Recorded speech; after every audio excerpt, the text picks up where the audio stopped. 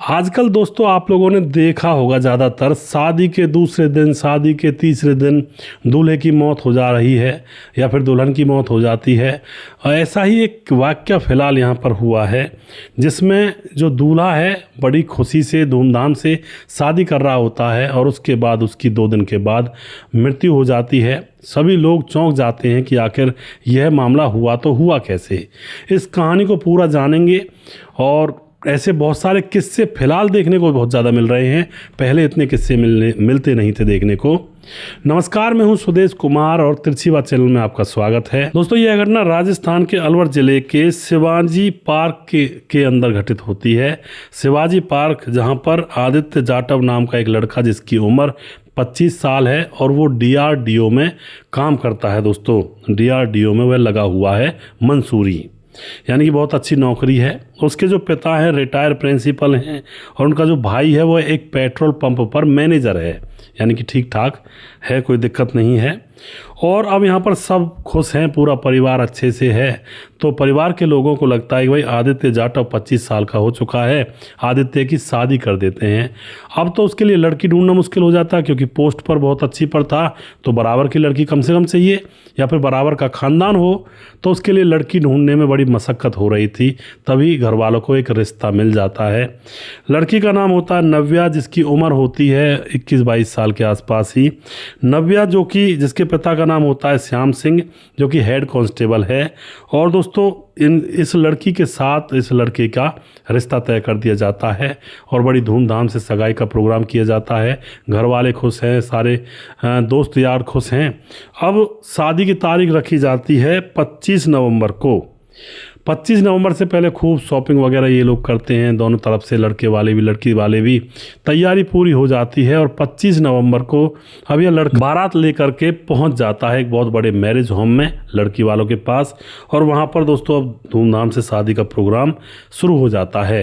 अब 26 को दुल्हन वहां से विदा हो जाती है और 26 तारीख को दुल्हन विदा होकर के वापस अपने ससुराल आ जाती है। दुल्हन भी बहुत खुश थी। जब शादी हो रही थी तो शादी में दूल्हा भी बहुत खुश था, दुल्हन भी बहुत खुश थी, यार दोस्त भी बहुत अच्छे थे और दोनों फोटो खिंचवा रहे थे अच्छी तरह से। लेकिन दोस्तों, अब 26 तारीख को जो दुल्हन होती है अपने ससुराल पहुंचती है पति के साथ। वहां जाने के बाद सारी रस्में रिवाजें, हर चीज़ वो होता है जो होता है शादियों के टाइम। रस्में रिवाजें पूरी होने के बाद अब आता है 27 नवंबर। 27 नवंबर को आदित्य वॉशरूम में चला जाता है, लेटरिन में, और वहाँ पर जाकर के पत्नी देख रही होती है, भाई हाँ वॉशरूम में गया है। अब वॉशरूम में चला जाता है, आधा घंटा गुजरता है, 1 घंटा हो जाता है। अब जो पत्नी होती है नव्या, उसको लगता है कि क्या हुआ। वह लेटरिन के दरवाजे पर जाकर थोड़ा दरवाज़ा खटखटाती है। सुनते हो जी, आप तो निकल ही नहीं रहे हो, क्या हो गया। अब अंदर से कोई आवाज़ नहीं आती है। फिर से दरवाज़ा खटखटाती है, फिर से भी आवाज़ नहीं आती है। दुल्हन को अब कुछ ना कुछ परेशानी होने लगती है, क्या हो गया। अब उसके बाद दुल्हन अपने अंदर जाती है, जाकर के सास ससुर को बताती है कि अभी तक आदित्य लेटरिन में से बाहर नहीं निकला है।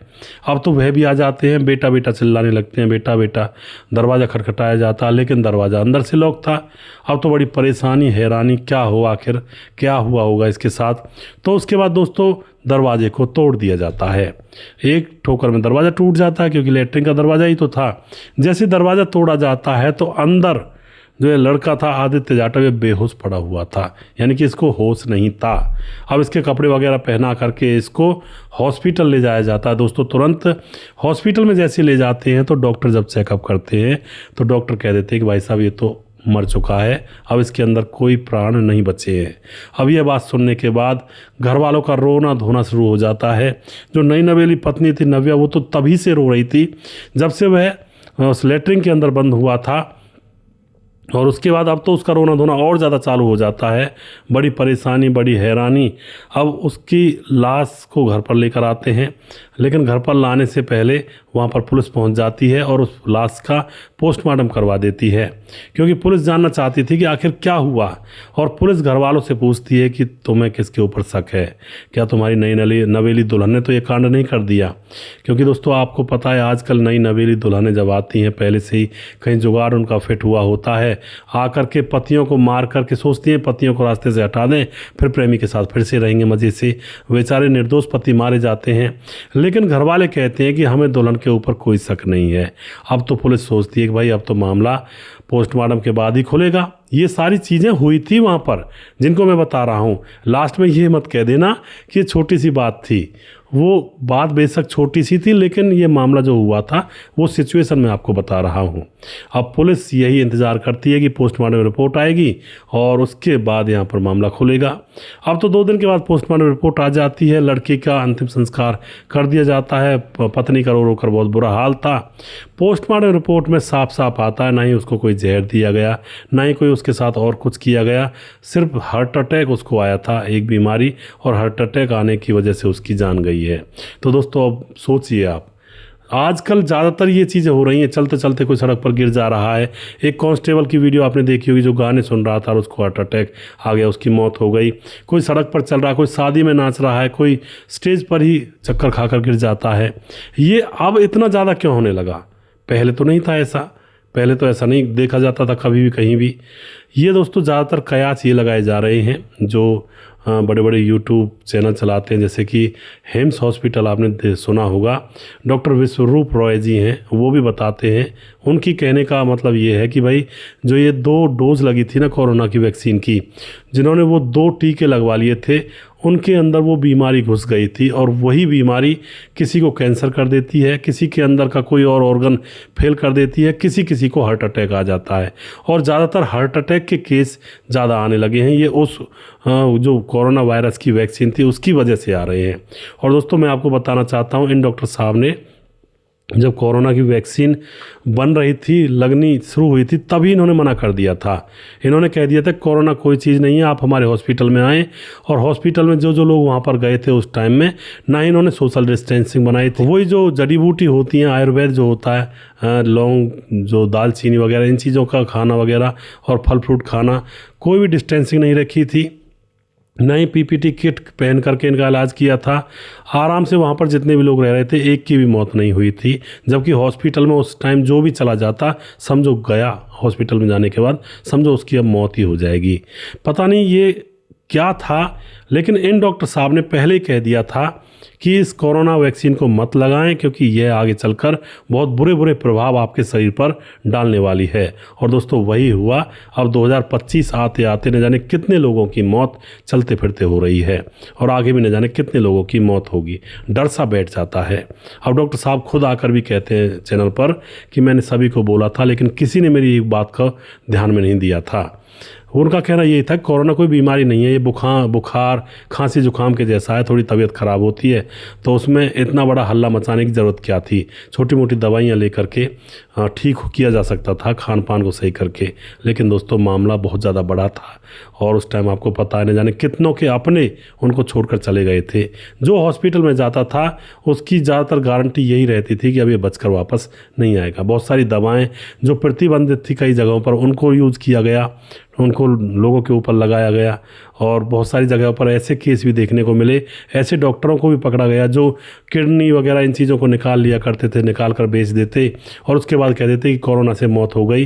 क्योंकि उसके बाद लाश को भी छूने का अधिकार नहीं था ना, तो सीधा जाएगा पैक होकर के, सीधा आग में डाल देंगे, जल जाएगा। तो उस समय ये 2 नंबर का धंधा भी बहुत हुआ था। बहुत सारे डॉक्टरों ने कई करोड़ रुपए की प्रॉपर्टी बना ली थी उस टाइम। तो ये अब इसके बारे में क्या कहें दोस्तों। तो अब यहाँ पर जो छोटा सा मामला था, आप लोग ये कहेंगे ये बात कोई इतनी वीडियो में बनाने वाली थोड़ी थी, ये थी दोस्तों। ये चीज़ें घटती हैं देश के अंदर, इनके ऊपर थोड़ा ध्यान देना चाहिए। वीडियो के लास्ट में जो भी आप कमेंट करना चाहते हैं आप कमेंट कर सकते हैं।